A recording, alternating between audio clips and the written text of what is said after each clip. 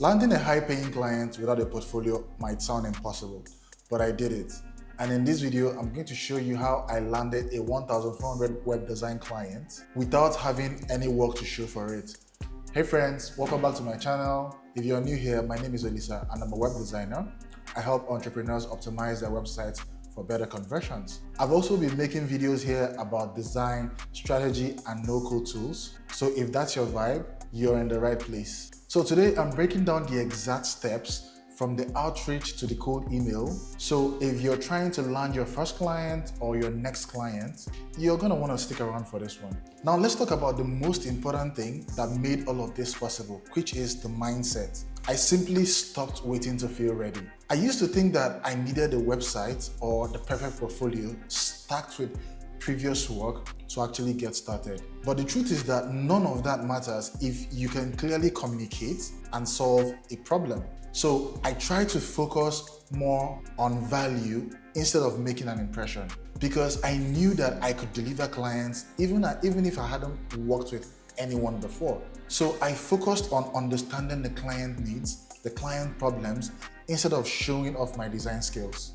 I decided to treat every outreach as a pitch. So that meant that every email that I sent out, I treated it as if I was solving a problem.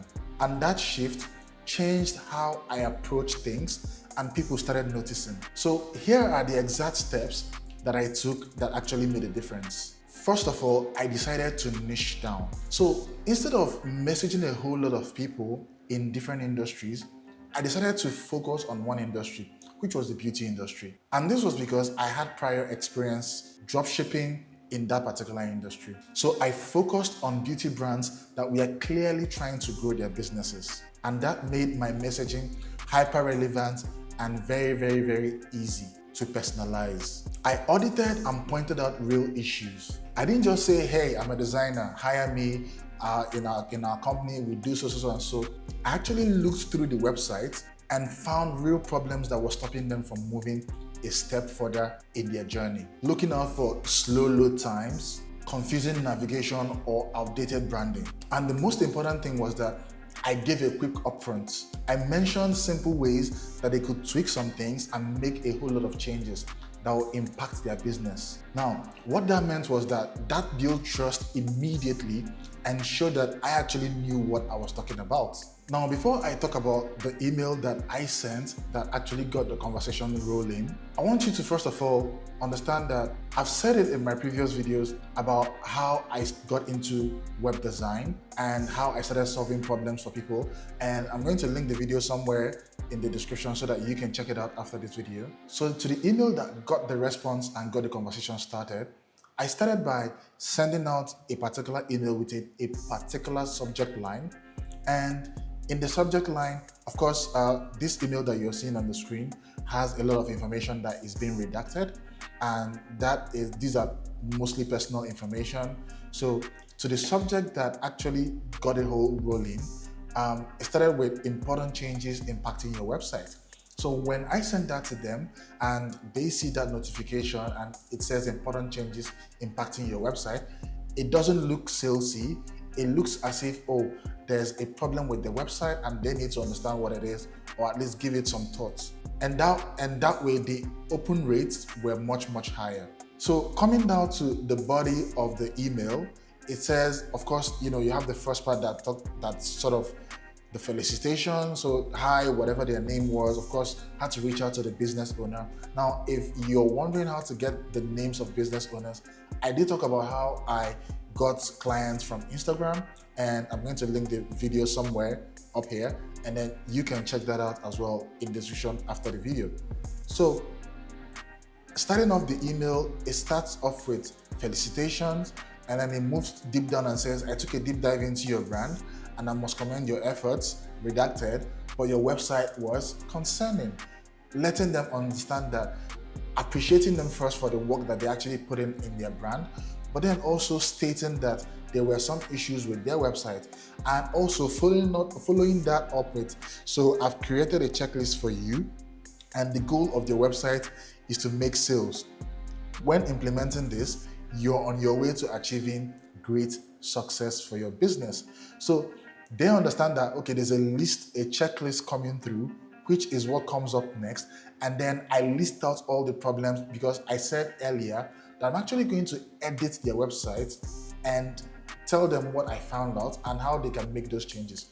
So those changes are what comes under this particular checklist of the issues that I figured out on their website. Now, it's up to them to look at their website and make those changes, but now I'm actually pushing out this information out to them.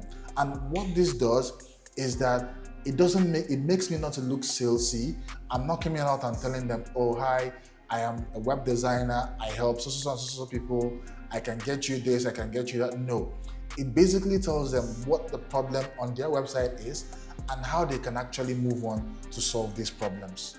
Now, I move a step further after the checklist, and then I talk about the websites that I've actually helped with. But now in this case, I do not have any website that I've actually worked with. So I can tell them my experience when I was dropshipping, because like I said, I got into this niche because I already have some sort of experience within this particular niche. Now, if you're looking for ways to find your own niche that you have experiences in, you might want to check out this video right here, or I'll link it somewhere, where I talk about how you can pick a niche and how you can niche down.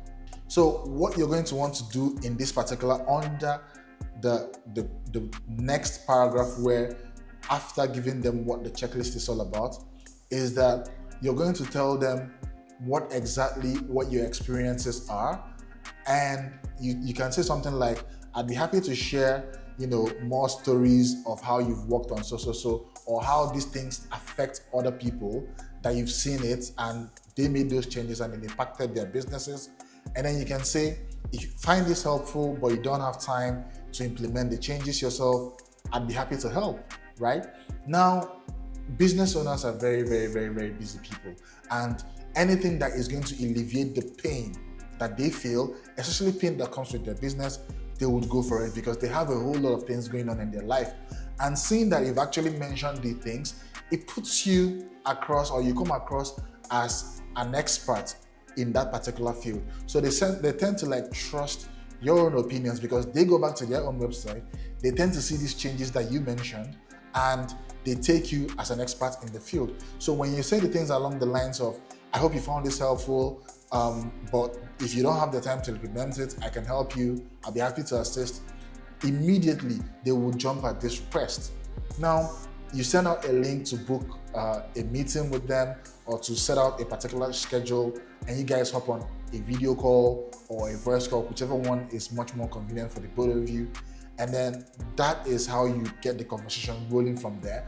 And you move from that particular email that gets the conversation rolling into a call where you can now talk more in depth and find out more about their business. Remember, you sending the email and getting on a call is majorly to understand what their business is all about and not for you to start giving them quotes, right? It's only when you understand what their business is all about from the calls that you've already had with them. Now you can go back and devise a strategy to fix those problems and give them a quote of what those problems is going to cost them. So if you're sitting there thinking, oh, I can't get a web design project if I do not have portfolios, trust me, you can. And this project came by doing the unglamorous work, which is understanding my niche, providing value, and also reaching out to them in the right way. So you don't need a stacked portfolio. All you need is some confidence, positioning, and a process that works, even if you're just getting started. Now, if you want to know how I actually find clients on Instagram and not just sending random DMs. Also, if you're still unsure about the niche to focus on as a web designer, check out these videos and it will save you a whole lot of confusion. Now, don't forget to like, comment, and hit the subscribe button to stay updated with future videos in this channel. Until then, I'll see you in these videos.